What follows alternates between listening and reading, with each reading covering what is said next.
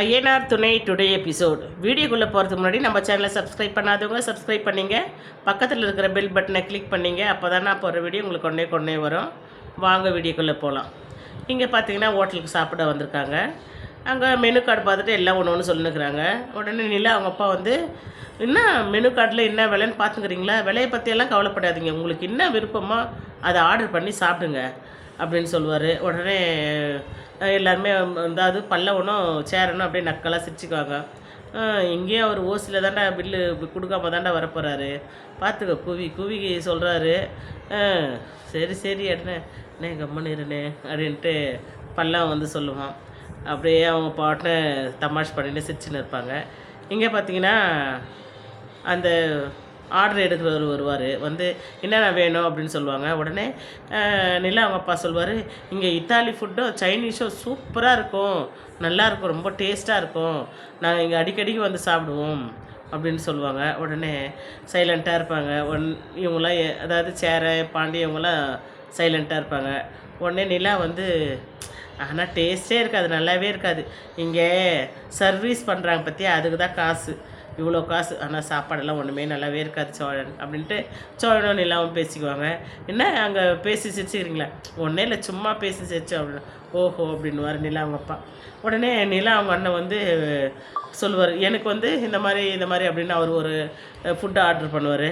உடனே நிலா அவங்க அண்ணியும் வந்து அவங்களும் ஒரு ஃபுட்டு சொல்லுவாங்க. அதுக்கப்புறமா நிலா அவங்க அப்பா ஒரு ஃபுட்டு சொல்லுவார். அதுக்கப்புறம் அவங்க அம்மா வந்து நான் பன்னீரும் நானும் என்னவோ சொல்லுவாங்க. உடனே ஏன் அத்தை நிறைய சாப்பிட மாட்டிங்களோ, நான் அவ்வளோதான் சாப்பிடுவேன், ஏன் டயட் இருக்கிறீங்களா அப்படின்னா, அப்படியெல்லாம் இல்லை, நான் எப்போவுமே கம்மியாக தான் சாப்பிடுவேன் அப்படின்வாங்க.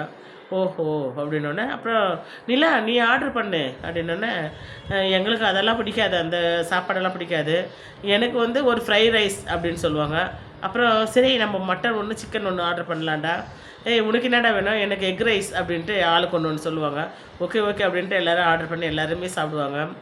அப்போது நிலா அவங்க அம்மா வந்து அவங்க அண்ணங்கிட்ட, பாடுறா ஒரு வார்த்தை பேசுகிறாள் பாடுறா, அவள் வீட்டில் இருக்கும்போது என்னையே சுற்றி சுற்றி சுற்றி வருவாடா, இப்போ எதனா கண்டுக்கிறாள பார்த்தா அங்கே பாரு இப்படி சிரித்து சிரித்து பேசுகிறா, வயிறு எரியுதுரா அப்படின்ட்டு அவங்க அண்ணங்கிட்ட சொல்லுவாங்க. பாருமா ஃபுட்டெல்லாம் பாருமா எப்படி சாப்பிட்றாங்க, உனக்கு அதுதான் முக்கியமா, உங்களுக்கு அந்த பேச அதுதான் முக்கியமா அப்படின்ட்டு ரெண்டு பேரும் சண்டை போட்டுக்குவாங்க.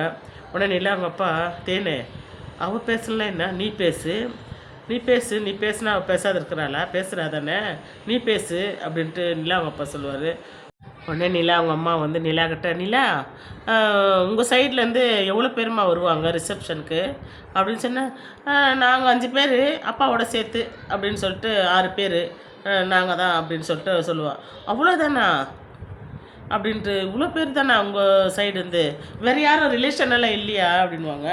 உடனே பாண்டி சொல்லுவார், நாங்கள் ஏற்கனவே ரிசப்ஷன் வச்சுட்டோம், அப்போவே எல்லோரும் வந்துட்டாங்க, இப்போ திரும்பி பண்ணுன்னா என்ன அது ஒருத்தருக்கு 2 வாட்டி அப்படின்னு எல்லாம் கொஸ்டின் எல்லாம் கேட்பாங்க அப்படின்னு சொன்னோன்னே சைலண்ட் ஆகிடுவாங்க அவங்க. அது எப்படி கல்யாணம் கொடுத்தா இப்போ 2 முறை பண்ண, சரி கல்யாணத்துக்கு நீங்கள் மட்டும் ஏன் வந்தீங்க, உங்கள் ஆளுங்கெல்லாம் வரல, அந்த மாதிரி தான் இங்கே வந்து ரிசப்ஷனுக்கு வேணா சொல்கிறோம், எங்கள் சொந்தக்காரங்க ஒரு 10 பேருக்கு வேணால் ரொம்ப நெருங்கின சொந்தமாக இருக்கிறாங்க, அவங்களுக்கு வரைக்கும் வேணால் சொல்லி கூப்பிட்றோம் அப்படின்னு சொல்லிட்டு சொல்லுவாங்க. சரி சரி அப்படின்னு சொல்லிட்டு சொல்லுவாங்க. அதுக்கப்புறமா எல்லோரும் சாப்பிட்டு அப்புறமா கிளம்பிடுறாங்க. இங்கே பாண்டியும் சோழனும் பார்த்திங்கன்னா வானதி வீட்டுக்கு வருவாங்க. அதாவது ரிசப்ஷனுக்கு வந்து அவங்களே இன்வைட் பண்ணணும் இல்லையா, அதனால் 2 பேரும் வந்து வானதி வீட்டுக்கு வருவாங்க. வானதி வீட்டுக்கு வந்து தயங்கின்னு பைக்கை நிறுத்திட்டு 2 பேருமே இறங்குவாங்க. இறங்கிட்டு என்ன பண்ணுவாங்க, வாசலில் போய் நின்றுட்டு வானதி யாருமே இருக்க மாட்டாங்க ஹாலில், வானதி அப்படின்னு கூப்பிடுவாங்க. ஆனால் ஹாலில் அவங்க அப்பா உட்காந்துருப்பார், தெரியாது, அவருக்கு ஒரு ஓரமாக உட்காந்துருப்பார். உடனே அவங்க அப்பா தான் இப்படி எட்டி பார்த்துட்டு, வாப்பா அப்படின்னு சொல்லிட்டு கூப்பிடுவாங்க. கூப்பிட்ட உடனே அவங்க அம்மா வருவாங்க. அவங்க அம்மா வந்தோடனே, உட்கார் தம்பி உட்கார், பரவாயில்ல இருக்கட்டும், உட்காருப்பா அப்படின்னு சொன்னோடனே 2 பேரும் சோஃபாவில் உட்காருவாங்க. சோஃபாவில் உட்காந்தோன்னா அவங்க அம்மா வந்து, வானதி இங்கே வா அப்படின்னு, எதுக்குமா சும்மா கத்தினே இருக்கிற அப்படின்னு, பாண்டி சோழன் பிரதர் வாங்க வாங்க என்ன விஷயம் என்ன வந்துட்டுருக்கீங்க என்கிட்ட கூட சொல்லவே இல்லை அப்படின்ட்டு வானதி சொல்லுவாங்க. உடனே அம்மா எதனா கொடுத்தியாம்மா குடிக்க? ஏய் இப்போதாம்மா வந்து உட்காடுறாங்க போம்மா.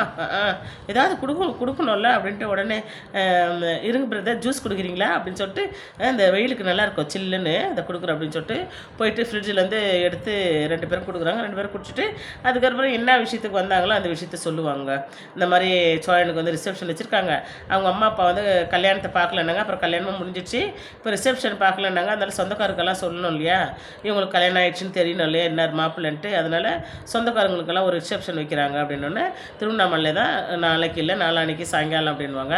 நீங்கள்லாம் வந்துடுங்க அப்படின்னா ரொம்ப சந்தோஷம் அப்படின்னு சொல்லிட்டு அங்கே சொல்லிவிட்டு என்ன பண்ணுறாரு, இங்கே சேரன் காமிக்கிறாங்க. சேரன் வந்து இவங்க வீட்டுக்கு வராங்க, அவங்க மாமா வீட்டுக்கு வராங்க. அவங்க அத்தை வீட்டுக்கு வந்துட்டு என்ன பண்ணுறாங்க, கார்த்திகை வந்து கதவு திறக்கிறாங்க.